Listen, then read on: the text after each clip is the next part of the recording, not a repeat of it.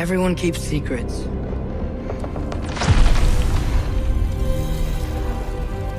Sometimes it's the only way to protect the ones we love.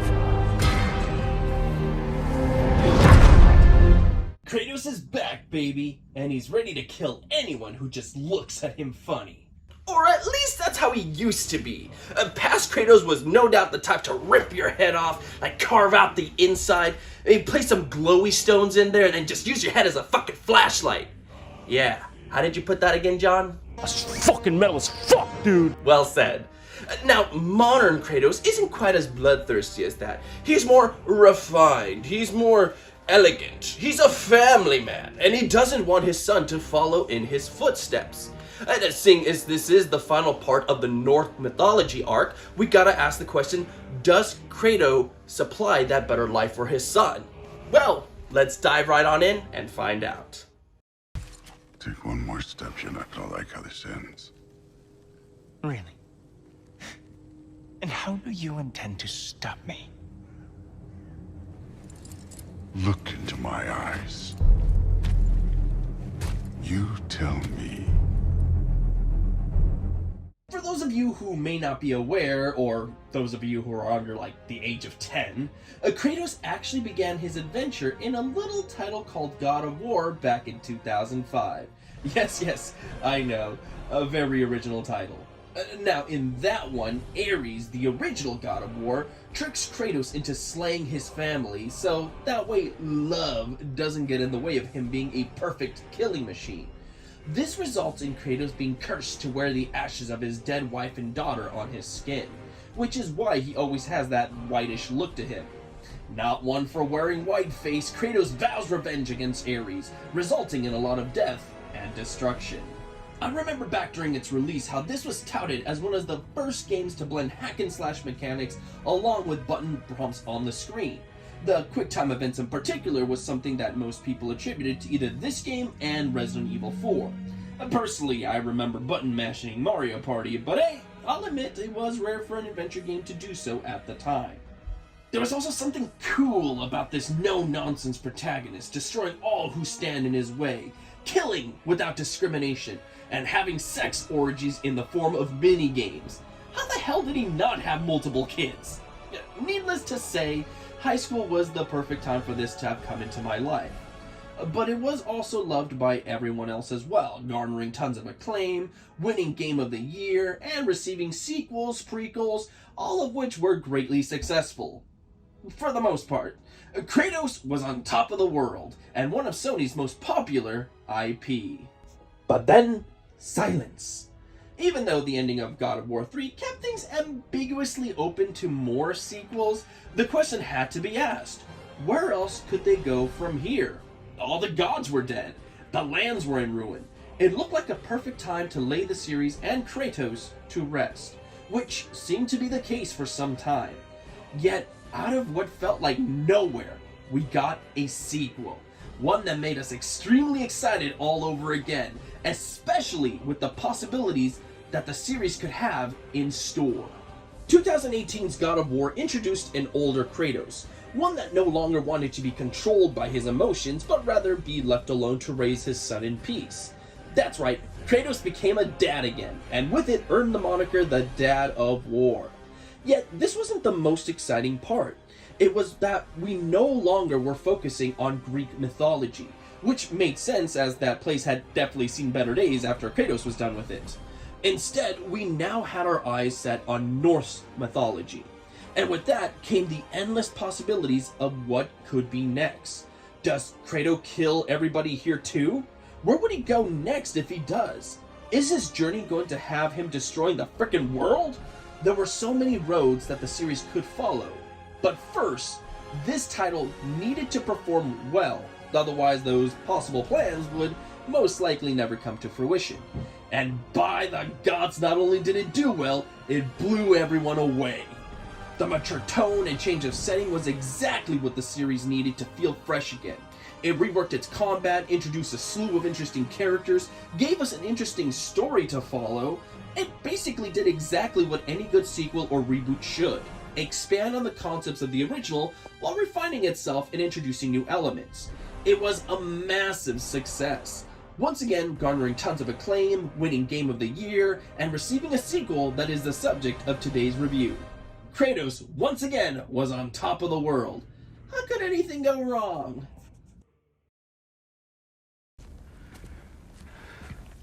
This is the God of War.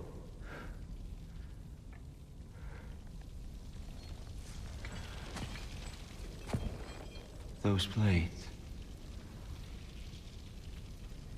I know you. God Killer. Oh, I spoke too soon. Our story here picks up sometime after the events of the last game. Kratos and Atreus are fucking around waiting for Ragnarok to happen, dodging spiteful mothers, hoping the other gods don't show up on their doorstep, when one day they show up on their doorstep. Thor and Odin, to be precise. This essentially kicks things off for them to continue fucking around for some more time. That's right, the drive, the goals from the first game are replaced with a lot of just kicking rocks, and generally just thinking of ways to prevent Ragnarok, which isn't really that fascinating to me. I would have loved to see more of a push and urgency to stop Ragnarok, since it ultimately was supposed to be this massive battle that would put many people in harm's way, including Atreus. But I never really felt that urgency, which I think was essential to the story here. Now, I don't want to be too harsh here, because the game does have some very interesting moments. In fact, there's a lot of revelations and twists that keep things from being dull. I was never outright fed up with the story or wanted to stop, but I never felt uneasy at what was to come next. And without spoiling anything, the outcome is kind of underwhelming. You expect this grand finale, which it does sort of have, but not to the extent it could have been. I also feel like one big plot point was resolved pretty poorly, which is a shame, but again, I do think there are moments of greatness sandwiched in between the doll stuff. For better context on what I mean, let me give you an example. Take the section early on where Atreus basically goes on a date with this young girl. It's a cute idea and starts off nicely by exploring the world, introducing who this person is, and getting us used to the new combat, which is all interesting and entertaining. Then we have to do some chores, which are rolled out at a slow pace to give the two characters time to get to know each other and get us more used to the combat mechanics. Fine, whatever, game stuff. You get through this, are introduced to a good plot revelation, but then have to go on more chore quests, which leads to saving a wolf, which feels like it should have been more of a side quest than anything, which then leads to an admittedly cool boss fight, but then we ultimately get back to finish those chores, and if this sounds like some sort of mixed bag to you, it's because it is. There are plenty of cool things within this section. The introduction, the plot revelations, the boss fight, all interesting. But we have to slog through so much just to get to them. This is a section that should have taken no more than an hour or so, but is instead stretched out for far longer than it needed to be. And granted, the last God of War did this too, but as the world and setting were new, you were okay with following the story off the beaten path if necessary to get more accustomed to what it was all about. Plus, there was a driving force in the last one, a goal. Here, especially with Ragnarok looming, you kind of want them to just get what they're doing over with so you can get to the cool parts that you know are coming. The saving grace here is how interesting a majority of the characters are. You want to spend time with them and get to know them better, including the antagonists. These are no longer bad guys just because. There's purpose behind their actions. You learn who they are, you learn what their fears are, what their worries are, what their ambitions are, and it's all very interesting. Yeah, you still have the occasional villain that gets on your frickin' nerves to the point that you're just shouting, "Hey Kratos, make this guy's head a flashlight already!" But for the most part, you kind of dread having to potentially kill them off. Plus, Odin is such a frickin' great antagonist. With Marvel, we're kind of used to him being this kind of side character that doesn't really make much of an impact, but with this Odin, they cranked it up to 11. He's not your typical destroy everything around you kind of person. He's cunning, he's manipulative, and oftentimes, he's one step ahead. I love a villain that uses their mind and makes you second guess yourself, which is definitely what this Odin is all about.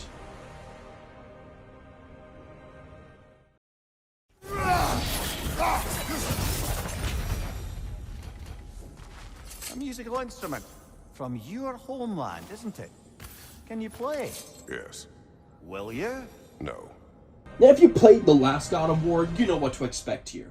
It's hack and slash with various items to equip to get stronger. You upgrade your weapons from time to time and equip new armor to keep you nice and sturdy.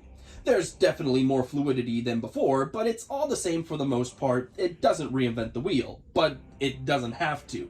It just needed to refine, which it definitely achieved. Nothing wrong with that. Best thing about it is that you can really go in depth if you want to or are planning on taking on some of the tougher side foes in the game. There are various combos to learn and unlock, tons of equipment that can provide advantages against certain foes, and items and runes to give you an advantage against those tough enemies.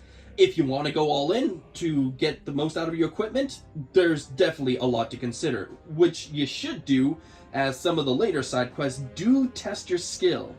But if you'd rather not think about it or are just sticking with the main campaign, slap some armor on and just watch the numbers fly, baby.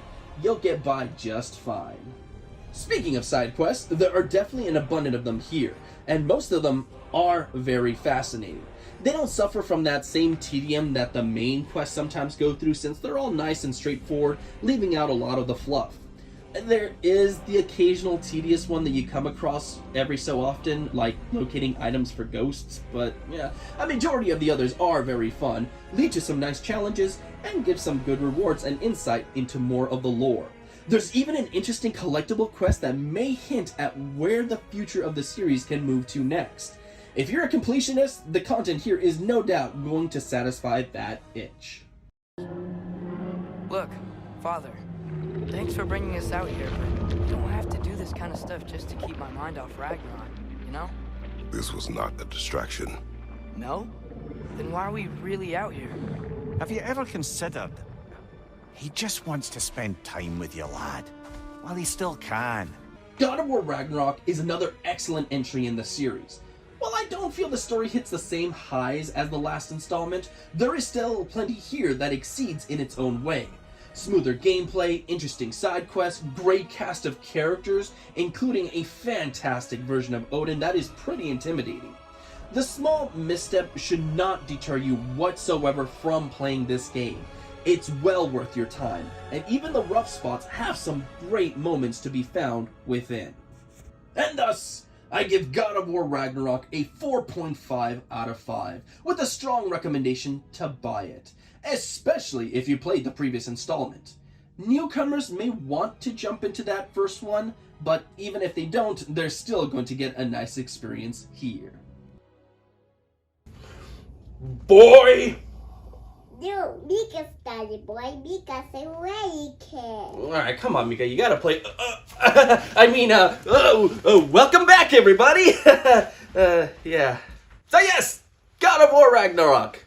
Pretty good. And look, just to kind of touch base on the story a little bit more, I get this is probably a lot of people's favorite part of the game. I'm not saying it's bad. Especially with the highs of the previous entry, it had a lot to live up for. So while I wasn't a huge fan of it, I can understand if you are. So, alright, peace. Look, the bottom line is, it's a fantastic game that I do think is worthy of a spot on your shelf.